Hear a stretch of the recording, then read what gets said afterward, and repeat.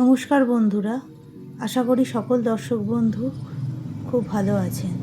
সুস্মিতার রান্নাঘর চ্যানেলে আপনাদের সবাইকে স্বাগত। আজ আমি আপনাদের সঙ্গে শেয়ার করতে চলেছি একটা দারুণ স্বাদের চিকেন চাপের রেসিপি।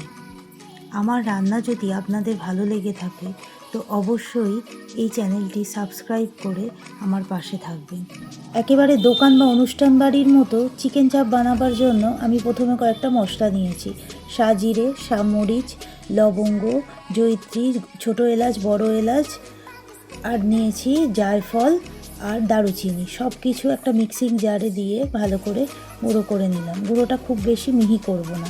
এবার 1 কেজি পরিমাণ মধ্যে 1 চামচ আদা রসুনের পেস্ট, বেরেস্তা 2 চামচ, 1 চামচ মশলা, 1 চামচ কাশ্মীরি গুঁড়ো লঙ্কা, লবণ স্বাদ মতো, 3 চামচ ছাতু এবং 3 চামচ জল ঝরানো টক দই।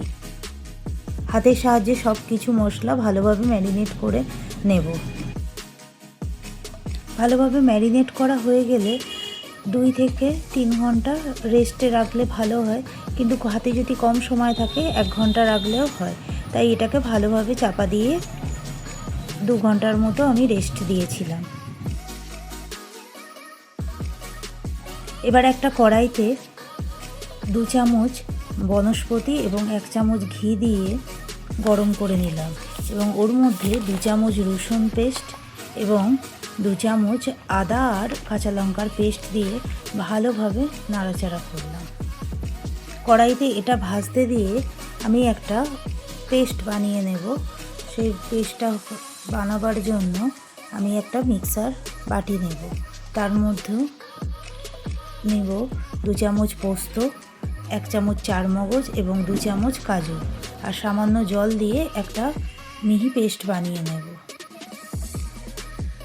এবং এই পেস্টটা, এই আদা রসুনটা বেশ ভালোভাবে কষা হয়ে গেছে, ওর মধ্যে দিয়ে দেব এবং ওই বাটিটা ধুয়ে সামান্য জল দিয়ে দেব। দিয়ে এই মশলাটা ভালোভাবে কষতে থাকব। মশলা একভাবে নাড়তে হবে, তা নইলে আবার এটা নিচে লেগে যাওয়ার ভয় থাকে। তাই আমি এটা একভাবে নাড়ব এবং তেল ছেড়ে গেলে, মশলা থেকে তেল ছাড়লে ভালো, তখন আমি এই ম্যারিনেট করা চিকেনটা এর মধ্যে দিয়ে দেব। মশলার সঙ্গে চিকেনটা বেশ কিছুক্ষণ এইভাবে নাড়াচাড়া করে কষব।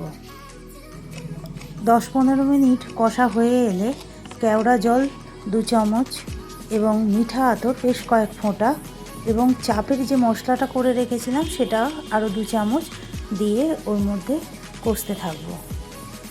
মনে রাখবেন, চাপ বানাবার সময় মশলাগুলো জোর আঁচে যখন থাকে তখন একটু কড়াইতে লেগে যাওয়ার চান্স থাকে, তাই এটা বারবার নাড়তে হবে একভাবে। এবার আমি ঢাকা দিয়ে দেব চিকেনটা ভালোভাবে যাতে সিদ্ধ হয় তার জন্য। দেখুন কতটা জল ছেড়েছে চিকেনটা থেকে, এই জল দিয়েই সিদ্ধ হয়ে যাবে চিকেনটা ভালো। তার জন্য বারবার নাড়তে হবে যাতে না নিচে লেগে যায়। নিজেদের ইচ্ছা মতো স্বাদ বুঝে লবণ এবং চিনি আর একটু দিলাম। ধিমে আঁচে এইভাবে 30 থেকে 35 মিনিট ঢাকা দিয়ে দিয়ে এইভাবে চিকেনটাকে ভালোভাবে সিদ্ধ করে নেব। আমি যেদিন বাড়িতে প্রথমেই চিকেন চাপটা বানিয়েছিলাম সেদিনকে আমিও অনেক প্রশংসা পেয়েছিলাম। বাড়ির কেউ বুঝতেও পারেনি যে এটা দোকান থেকে কেনা নয়। খুব ভালো স্বাদ হয়েছিল। এইভাবে বাড়িতে এই মশলাটা বানিয়ে আপনারাও এই চিকেন চাপটা বানিয়ে দেখতে পারেন কতটা সুস্বাদু হয়। দেখুন চাপটা একেবারে দোকানের মতো দেখতে হয়েছে। নিজেদের পছন্দ মতো বিরিয়ানি, পোলাও, রুটি, পরোটা, যে যেটা পছন্দ করে তার সঙ্গে একেবারে জমে যাবে এই চিকেন চাপটা। আজকের এই রেসিপিটা যদি আপনাদের ভালো লাগে তো অবশ্যই লাইক এবং শেয়ার করবেন, আর আমাকে কমেন্ট করে জানাতে একেবারেই ভুলবেন না। এবার একটা প্লেটের মধ্যে আমি এই চিকেন চাপটা সাজিয়ে দিলাম। দেখুন ঠিক কতটা সুন্দর দেখতে হয়েছে, একেবারে দোকানের মতো। বা অনুষ্ঠান বাড়িতেও আমরা এইভাবেই দেখতে পাই চিকেন চাপ।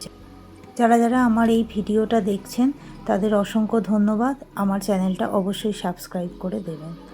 ধন্যবাদ।